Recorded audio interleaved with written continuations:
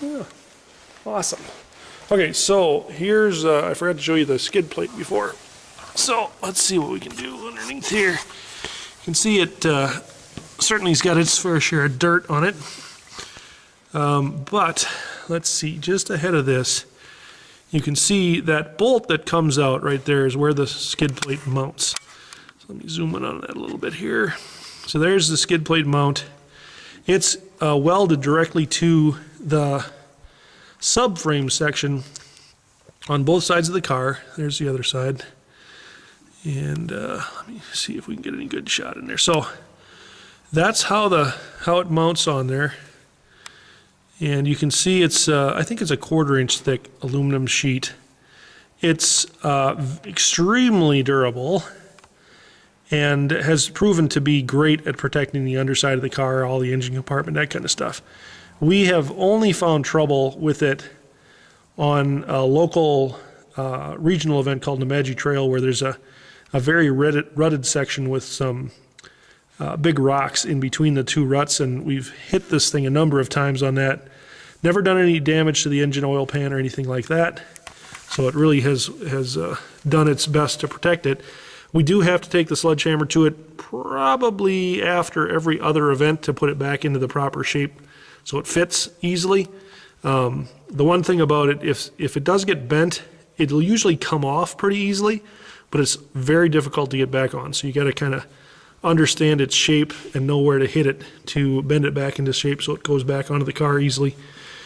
But again, it's something that you generally won't need to take off unless something's going wrong. So you've got time to deal with it, I guess is what I'm getting to, if you do have trouble with it. Now you can see, oops, the underside of the car, you know, it certainly has taken its fair share of beating, which is going to be true on every one of them you see that's ever been raced.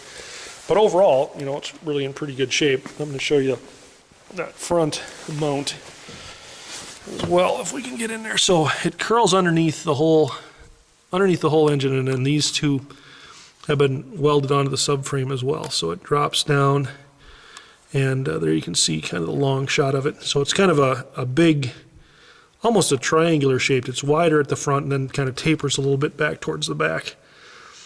And it's been cut so that the wheels can fit, you know, basically been cut out to relieve where the wheels need to go to turn. And overall, you know, it's been extremely effective at protecting the car. The one thing that I don't think we talked about at all is the suspension. The suspension on the car is a set of Bilstein stock heavy-duty dampers with aftermarket springs with a higher spring rate. I don't know if they're 350 or 400s in the front, and then either 300s or 350s in the rear to deal with jumping the car and that kind of thing.